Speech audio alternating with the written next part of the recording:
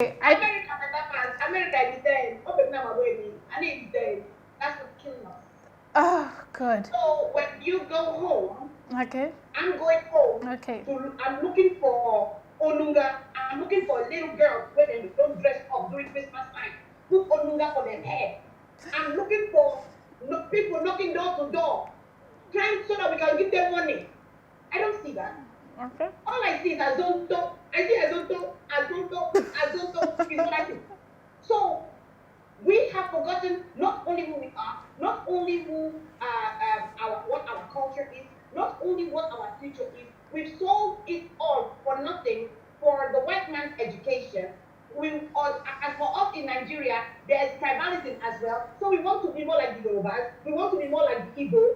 I mean, I came to Port Harcourt, education curriculum. There is no Ijaw on the curriculum. There's no Kalabari on the curriculum. It is in Port Harcourt, but I saw Igbo on the curriculum. I saw Hausa on the curriculum. I'm like, okay, so the little children that are coming up, you're teaching them now to speak Igbo and to speak Hausa. But while Kalabari people, there's nothing to teach our own children about.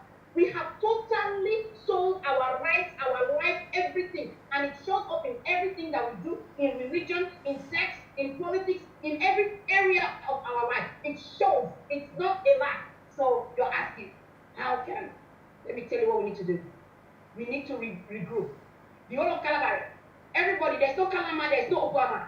Everybody needs to get together. And you know what we need to do? We need to start doing symposiums, town hall meetings. We need to start bringing the old people. They will soon die. By 100, 105, they don't go. As they go, there's nothing else. They are lost. We need to start symposiums. We need to start to reenact those things that our great-grandparents used to do before. We need to bring the old back. Owu is not fetish. Don't tell me Owu is fetish. Owu is us. Kengama Kalabari, Arosim, Obate. Moko wake omni truck up kroma by bay. Anye pa wamna amiama begberi. Ankuma mede du mebo wake omni dewari. Anye wamna minapo wamna ingiapo tebik na mabo. Angana bo simarapo. Sakete gbere mete borogbo sowere. Miogbume inkan siare ane Ijaw Women of America. Ingote miogbume pakamaye ane gbalake ezona amiama ezona manganga brame ke truck omu. Peke enayon labrake braso teke empakabwanga mengba. Braso teke enapre enayon wete labrabo. Ankuma me wamni gap ma ensake pakabore. Bala enabu buapo enake troko tarwe bapo. Sake pakabore. Bala ke mbo enamiaima dugo pakamateke wini mapre. Moko wa enemi ini trapo ane moko wamna meko me kombaribe. So good morning to you all, the representatives of the Ijaw Women of America. You're highly welcome. Thanks for having you. So my name is Helen. I'm from Delta Ijaw, Okay. but I'm also from the Kalabari area as well, with my mom. I live here in Atlanta. I am the National Secretary of the Ijaw Women of America, and we're really very excited to talk to you this morning. Yeri Dane, Deborah, Abi, Yeri Tombiambo. Okay, the next person, Eunice Aprala, I think so. Okay. I am her mouthpiece, so let me pass the baton to her. Actually, she should be the one to actually speak before anybody. Okay. But again, I heed to your leadership, madam. Please take away the mic. Thank you so much. I wanted you all to do the introduction first, then I will carry on, and then probably do the introduction part of who we are and what we are and what we stand for. My name is, and I will say it in my language. Okay. I will give respect to my Ijaw language, so I will say it in my language. Nereme Unisi Bratwa Aprela. How? Mene Amasmokodo Paimi, Bayelsa State, Southern Ijaw Local Government Area. Meneba America men, Atlanta Kemi. So, and come Meneba Ijoyere men, America Nyeribu, Menekeba President, Bolo Diary, That's awesome. Thank you very much, Ma. Even if I don't understand what you said so far, I think it's still awesome. Thank you very much. That's awesome of you all. So, Interpretation. My name is Eunice Aprella. okay. I am from Amasoma, Okay. Southern Ijaw local government area of Bayelsa State. And I live here in Atlanta, Okay. Georgia, in America. And I am the president of the Ijaw Women of America.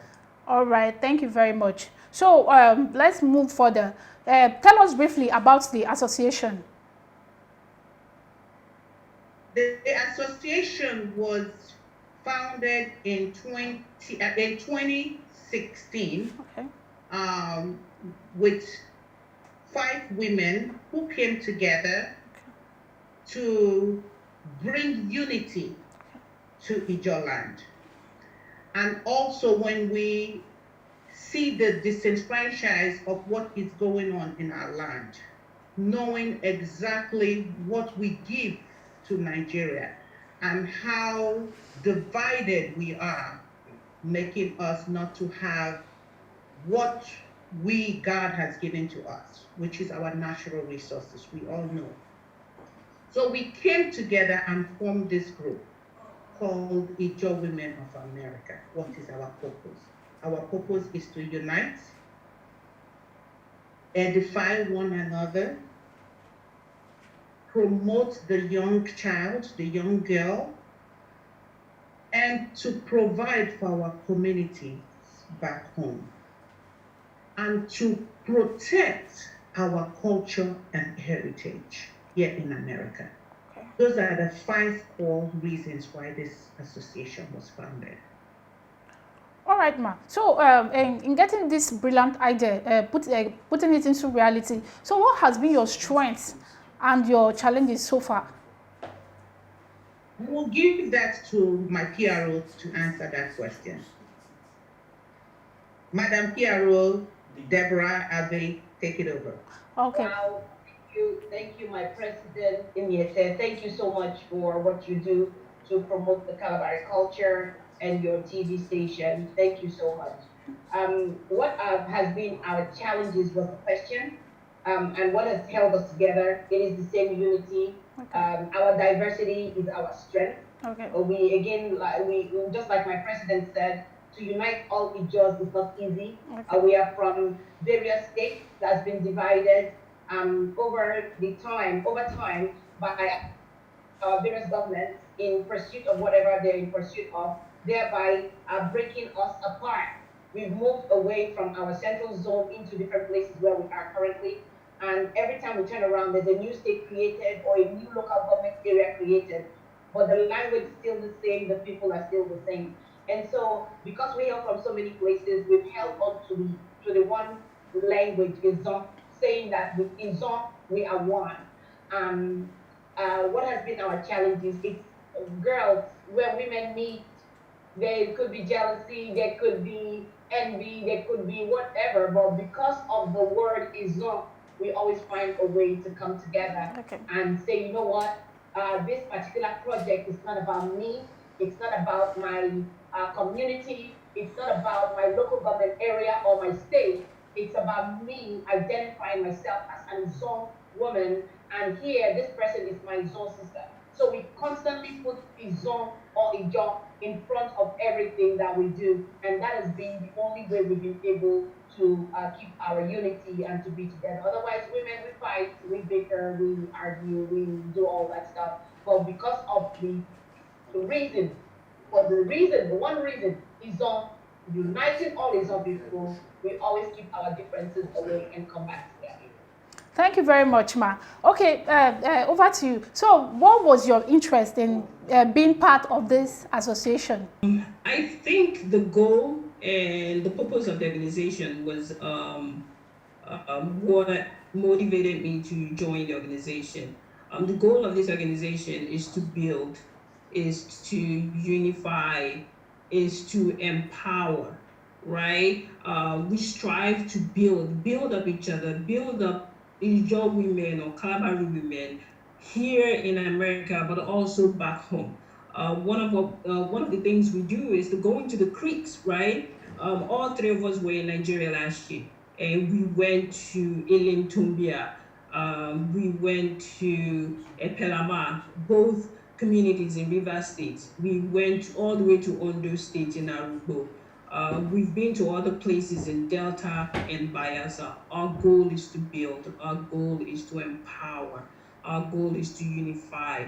And that's some of the reasons why I decided to join this organization, to be able to be a part of something that uplifts my community. All right. Thank you. All right, thank you. Mrs. Helen, so joining this association, has it been quite interesting so far? Oh, absolutely. It has been so interesting. Personally, I have grown and learned so much. Okay. The places I've been to, being a part of this organization, I've never been, right? The river we have to cross, the things we saw, the water, the pollution, those are things that I haven't had the opportunity to see. So being a part of this organization has helped me to grow. Sometimes in a sad way, because it was an eye-opener last year, trekking through those communities and see what our people go through. And, that also shows us that we have a lot of work to do. But just having the opportunity to be a part of this great movement is just so exciting and motivating. Thank you very much. Okay, Mrs. Junice Aprala, so how many chapters you have? Yes, thanks for that question. Okay. We are growing. Our goal is to have 50 chapters, which represent 50 states in America. Okay. But at this point, we only have 6 chapters, which is the Georgia chapter, which was our first chapter, and we have the Texas chapter, we have the Minnesota chapter, we have the East Coast chapter, we have the Maryland chapter, and also the Kentucky chapter. So right now we have 6 chapters, but we're looking forward to have 50 chapters all over the United States. Thank you. All Ijaw women are represented in all states, and we sure will get there. All right, thank you, Mrs. Eunice. To Mrs. Deborah, so in which of the chapters do you come from? Texas. I am in Texas. Okay. There's only one state. There's only one Lone Star state, and that state is Texas. And people don't mess. You don't mess with Texas because that's where I'm from. All right, that's quite awesome. So, Mrs. Helen, so which of the chapters do you also come from? Georgia. I'm from the Georgia chapter, the founding chapter. This is a really beautiful state. And I have to add that though we have 6 chapters, we have members from almost every single state. Our membership is growing, and we're way over 100. And we have women, like the East Coast chapter, that's about 4 states together in one chapter. So our membership is growing, and we're just very excited. Thank you very much. Mrs. Eunice Aprala, so which of the chapters do you come from too? The peace state called Georgia. The Southern hospitality, just like the Ijaw people in the South. Really? That's where I'm from. You must be really very much excited. That's awesome. Okay, so I want to ask, do you rotate your meeting venues? Like in trying to meet? Our meetings, we have divided into national and chapters. Okay. So we have our national meeting where we have once a month. Okay. And that is a virtual meeting that we do once a month. Okay. Every last Sunday of the month, we have a national meeting, just like you are right now with me. Okay. Hundreds of women log in to join that meeting every last Sunday of the month. And on the chapter basis, the chapters meet physically once a month. They decide on their date of meeting and their time of meeting. The national has no control over that aspect of when they're meeting, but they are required to meet once a month physically to come together to continue that sisterhood physically. They marry, they talk, they build, they edify, they help one another. Who's the sister that is falling? Who is the one that is, bereaving? Which one just had the baby? Which is getting married? All of those things, they come together and help one another to keep that strong sisterly bond. So they meet once a month, basically. Mrs. Deborah, can you talk briefly on the migration of the Kalabaris? You actually wanted to say something. The migration of the Kalabari people, and I may be wrong, I want those who are watching to start asking questions. Especially if you guys still have grandmothers who are still alive in their 80s, 90s, 100 years, you guys need to go. Kalabari TV needs to go with their recorder, their camera, and start listening to these things. Because, see, the British, they knew how to write their history down. What has happened to us and why we are where we are historically is nobody is writing our history down. Instead, it is word of mouth. Great-grandmother would tell grandmother, grandmother would tell mother, mother would tell child. And so, somewhere along the line, some of the history is tainted with every other person, because some people say this one happened, the other say, the Kalabari people, I believe, come from Central Ijaw, Okay. and I can only reflect to my father's side. My mother's side, the Abonima, the Bakana axis, I believe they too agree that they came from Ilemama, but they haven't pointed it out. My father's side, my father made sure he linked me back to Ekpetiama, which is Ekpetiama in Tombia, Bayelsa State. Currently, right now, there's a place called Ekpetiama in Tombia, in Bayelsa State. And these people came, there were 3 brothers. This was a story my dad told me. There were 3 brothers. Their name is Abi. They came from the Ekpetiama Tombia place to, is it Ekulekiri or to Elem Tombia access? Elem Kalabari was on one side, Elem Tombia was on one side, Boni, Pinima was on the other side. Pinima, Boni, and Elem Tombia had the same god, seemingly. So my father said his great-grandfather had 3 sons. One stayed in Ekpetiama, same Abe. The other 2 came to Tombia, from where one of them moved to Boni, crossed over and went to Boni, while the other house still stayed in Tombia. So when you talk about the Abe house of Boni, they are us. Because when my father died, they came. Talking about the Abe house in the Ekpetiama Tombia, they are the same people. They came when my father died. They all did this boat regatta. It brings out goosebumps in my body. So to answer your question, I may not know the specifics, but I know without a shadow of doubt, because of our lifestyle, we are fishermen, and most of our fishermen, they like to follow the water. They also like women. So along the way, they are marrying, and along the way, we're beginning to dilute the languages. This is my theory. Again, I'm saying, my darling, we need to ask questions. You want me Ebola? I believe without a shadow of doubt that we all came from that central zone, that Ijaw zone, and we gradually moved away, either due to marriage.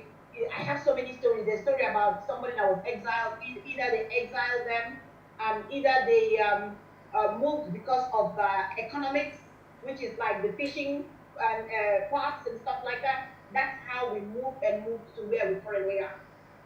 Okay. All of us are Ijaw people. Every last one of us. Every Kalabari person is an Ijaw person. But because we had to deal with the Europeans firsthand, doesn't make us any better or doesn't make us not Ijaw. And that is the one thing that I really would like Kalabari people to know, that this Ijaw struggle, this Ijaw thing that they talk about, it concerns us. It does not concern only the people in Bayelsa State or in Delta State or in Ondo State. No, it concerns us. All of those people are our relatives. And that again is the core reason why I get so excited about IWA. And for IWA, I deny myself. It's not about me anymore. It's not about what I like. It's not about what I am. It's not about who my father is or my mother is. It's about uniting with my fellow sisters and brothers who are from different places. And when you see our culture, the rappers are kind of similar, the food is kind of similar, everything is kind of similar. The language, Seri, Saki, Kobara, different, it's the same thing. So what are we dividing ourselves for based on geographic boundaries or political boundaries? So what's that? No, that is why I believe that this unity is what drives me personally. The unification of all Izon people. Every Kalabari person, in Pokia Bebe, in Bebe, you are an Izon person, whether you know it or not. Ask your great grandmother, she will tell you. That's all I have to say. You have spoken well, ma. In general, how do you think our mothers who are married to foreigners can sustain this language, their dialects in their families? I'll concede that to the president. Okay. Like our PRO rightly said, that she's putting that similarities, because we always ask. Okay. Because we are all from different Ijaw clans that comes together and be one. Okay. And when everybody speaks different, sometimes there's confusion. But the goal is to unite us and be one in one unity. All right. And she said we're putting these things together, me and her, we speak. And she gets a tons of knowledge from me, because I have vast knowledge of the different Ijaw clans, because I've lived in most of them. Okay. So when she calls it, I'll say, oh no, the main people, this is how they pronounce it. The Apoy people, this is how they pronounce it. Okay. So we have been putting it together and we are looking at the similarities. So for those women who don't have that opportunity to speak it in their home because of their marriage to foreigners, and that's not even foreigners. What about come close to home? I'm married to a Nembe man, and yet we didn't speak it. Because the Nembe was a little deep for me, he could not understand me. Okay. So don't even go too far. We're talking about within ourselves. He's Bayelsa, I am Bayelsa. But yet we could not speak it to our children. Because it was just like you, the Kalabari girl. I just spoke Ogboin earlier today. Okay. You barely could understand what I spoke. All right. Yeah. But I understand every word you did speak.